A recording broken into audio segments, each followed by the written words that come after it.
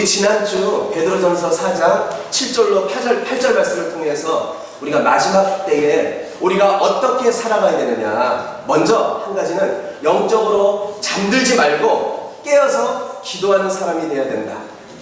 그리고 기도의 열매는 사랑이다. 그리고 그 사랑을 가지고 우리가 모든 죄와 허물을 덮어주는 그리스도의 사랑을 우리가 실천해야 된다. 이렇게 우리가 배웠습니다. 그래서 오늘은 마지막 때를 살아가는 우리가 특별히 어떻게 사랑해야 되는가.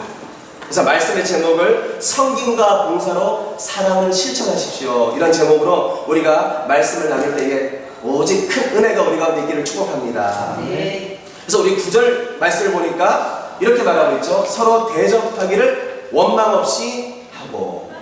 그냥 첫째, 원망 없이 서로 대접해야 된다. 이렇게 하나님께서 우리에게 말씀을 합니다. 그리고 원망 없이 우리가 대접하는 것이 뭐냐? 이것이 바로 사랑을 구체적으로 우리가 실천하는 것이다. 이렇게 우리가 할 수가 있습니다. 그래서 대접하다 했을 때에 이 의미가 헬라어로는 필로세노스라는 이 뜻입니다. 그래서 이 필로세노스는 특별히 필로스, 사랑, 플러스 크세노스, 나그네, 이것이 합성어입니다.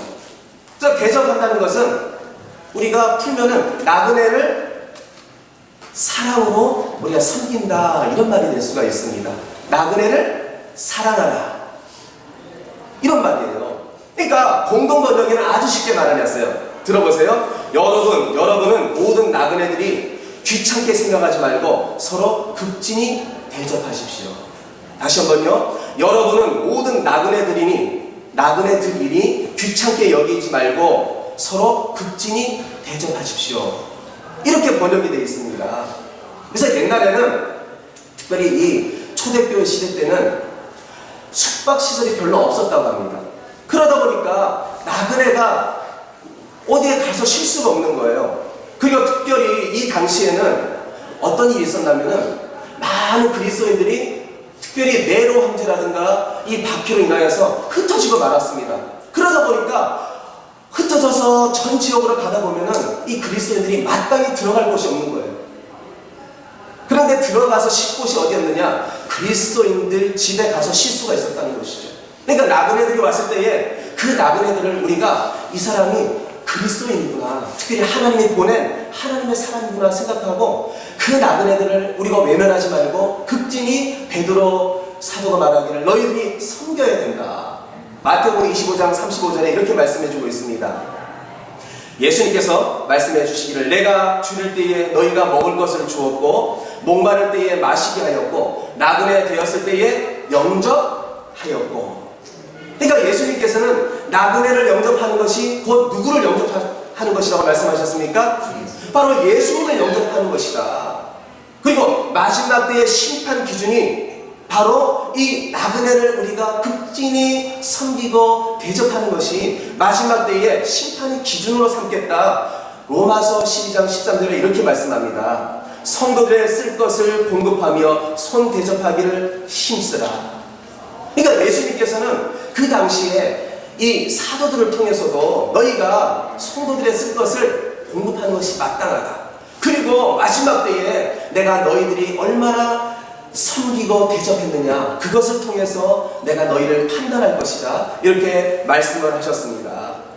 그렇기 때문에 우리가 초대교회 때나 또한 지금이나 우리가 서로 대접하는 데 있어서 최선을 다하되 우리가 어떤 마음을 가져야 되느냐? 원망 없이 대접을 해야 된다는 것입니다. 원망 없이 우리가 섬겨야 된다는 것입니다. 왜 그러느냐? 이 섬기고 우리가 대접한다는 것이 참 힘들어요.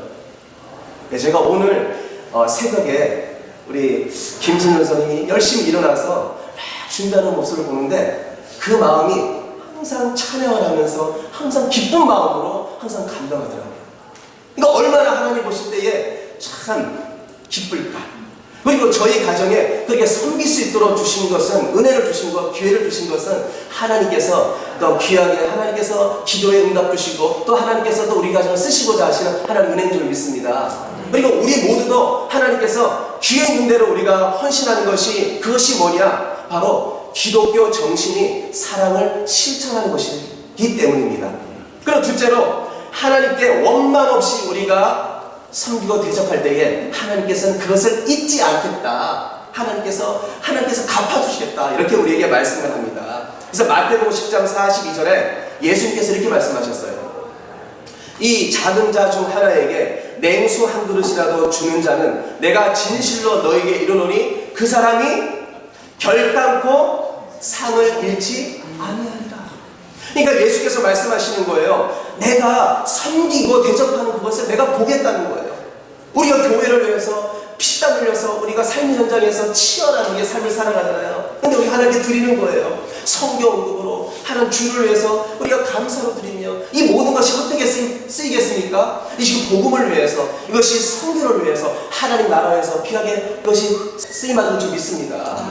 그렇기 때문에 우리가 하나님께 드리고 우리가 헌신하는 모든 것 하나님께서 말씀하시는 거예요. 잊지 않겠다는 거예요. 하나님께서 결단코 내가 하나님께서 말씀하시기를 내가 갚아주리라 이렇게 말씀을 합니다. 그렇기 때문에 우리가 섬기고 대접하는 것 최선을 다하시기를 바랍니다. 그래서 존 웨슬리가 이렇게 말했어요. 우리가 다른 사람을 돕는 동안 하나님께서 우리를 도우신다. 할렐루야. 그러니까 우리가 섬기고 우리가 대접할 때에 하나님께서는 우리 가운데 우리를 도우신다는 거예요. 그래서 내가 지금 봉사하면 좀 당장은 고생이 돼요.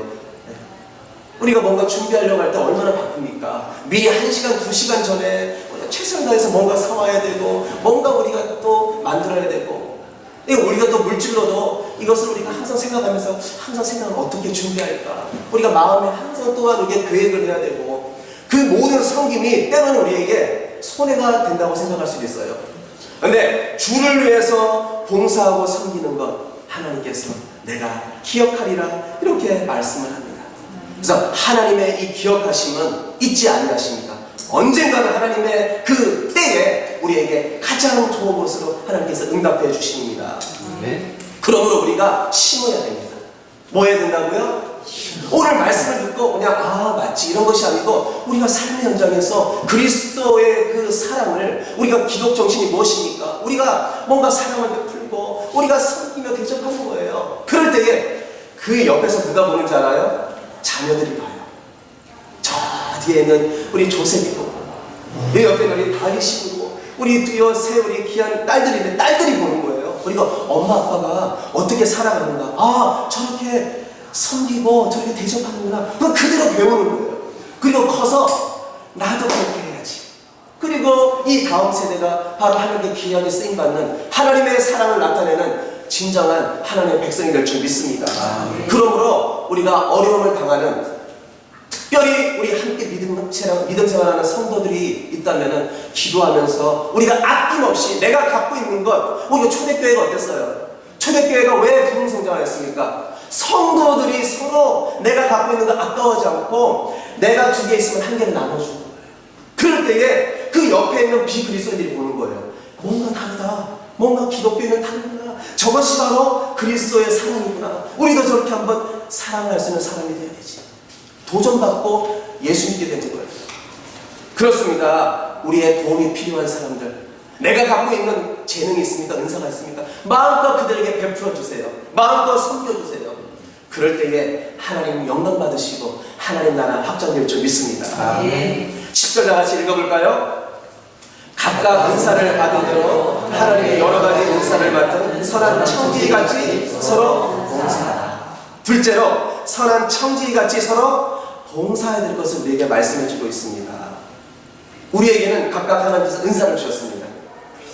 우리는요 한 사람 한 사람 하나님께서 존귀하고 보배롭게 하나님께서 걸작품으로 하나님께서 우리를 만드셨습니다.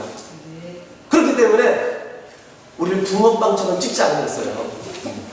얼마 전에 가니까 저 번화면 다음에 붕어빵이 맛있게 찍혀서 나오더라고요. 놀랐어요. 이야 캐나다에도 붕어빵이 있구나. 쫓아갔습니다. 웬걸요? 그때 2개인가 3개밖에 없다고. 그래서 아깝게 몇 개 사면서 어떻게 더 샀어야 되는데 그걸 먹는데 너무너무 맛있었습니다. 네 여러분, 붕어빵을 많이 찍을 수 있지만은요 하나님께서는 우리를요 그렇게 똑같이 만들지 아니하셨다는 거예요. 우리는 기성품이 아니고 다같이 우리는 걸작품입니다. 우리는 걸작. 우리 옆에 분에게 말해주세요. 우리는 하나님의 걸작품입니다.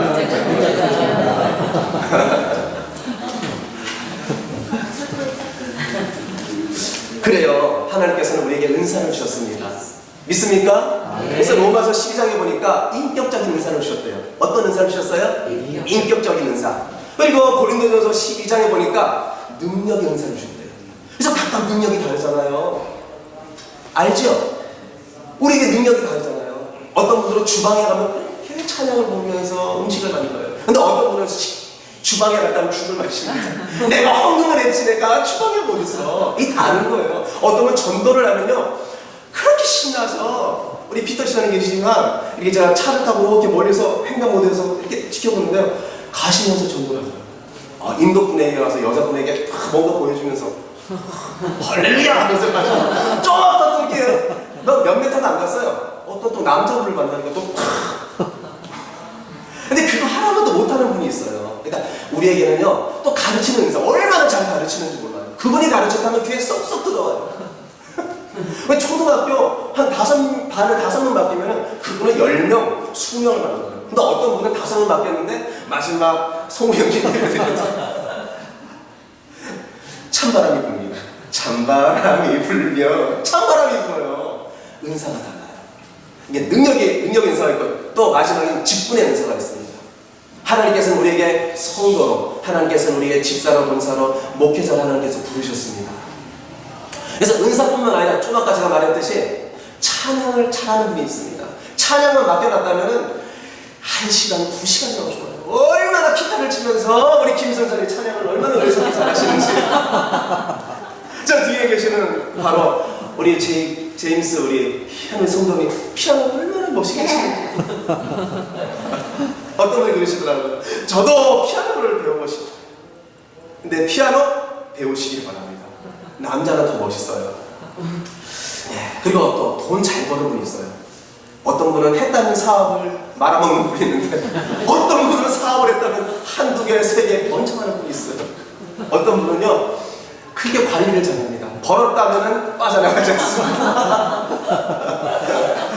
보시겠어요? 어떤 분은 상담을 잘하는 분도 있고 바로요 하나님께서 주신 목적이 우리의 각각 따라서 다 달라요. 은사도 다르고 재능도 다르고 다 다르지만 하나님께서는 우리에게 뭐 하라고 하나님께서 은사도 주시고 재능도 주셨을까요? 딱 한 가지입니다. 하나님의 여러 가지 은사를 맡은 선한 청지기같이 서로 봉사하고 하나님께서 우리에게 주신 겁니다. 그래서 잘 먹고 잘 살고 이제 됐다 캐사라 하면서 우리가 이 캐나다 땅에서 그냥 누리는 것이 아니고 나에게 주신 은사를 가지고 우리가 마음껏 이웃을 섬기고 교회를 섬기고 열방에 우리가 많은 선교사를 도우라고 하나님께서 우리에게 주신 줄 믿습니다. 그래서 우리에게 각각 주신 은사 이런 분이 있어요. 나는 은사가 없는 법이야. 이런 거는 아예 봉사를 안 하는 분이 있어요. 근데 하시기만 하면 나에게 있는 은사가 사모하게 되고 기도하게 되고 은사가 밖으로 드러날 줄 믿습니다. 안 하기 때문에 그것이 발견되지 않는 것이고 그것이 드러나지 않는 거예요. 그리고 이런 분이 있어요. 나는 다른 사람보다 은사가 작은 거 봐. 나는 왜 이렇게 이만한 은사밖에 없지? 여러분 열등감 가지시 마시기 바랍니다. 하나님 보시기에 크고 작은 것은 없습니다. 작은 것이라도 최선을 다하면 하나님께서 더 큰 것을 맡깁니다. 그런데 큰 걸 맡겼어요. 그런데 놓으시면 하나님 앞에 갔을 때 책망이 있어요. 그릇에 따라서요 내가 최선을 다하면은 최선만 다하시기 바랍니다. 그래서 허드슨 테일러가 평생 그렇게 헌신했지만은요 열매가 보이지 않았잖아요. 그러나 나중에 많은 이들이 하는 게 돌아오고 열매가 나중에 나타나는데요. 여러분 당대에 그 열매가 없을지라도 그 열매는 또 하나님께서 후대에 우리에게 열매를 허락해 줄 줄 믿습니다. 그것을 믿는 거예요.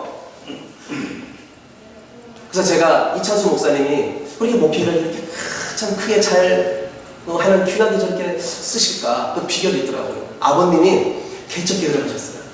개척교회가 얼마나 성도가 없었습니까? 그런데 그렇게 기도하시면서 평생 신실하게 주의 종으로 믿음의 길, 그 목회자에게 십자가의 길을 갔다는 거예요. 다음 대는 개척교회로 끝났습니다. 근데 그 열매가 그 아들 이찬수 목사님이 목회를 하는데 그 열매가 열리면서 하나님께서 큰 은혜를 주시는 거예요. 그러니까 우리가 강대를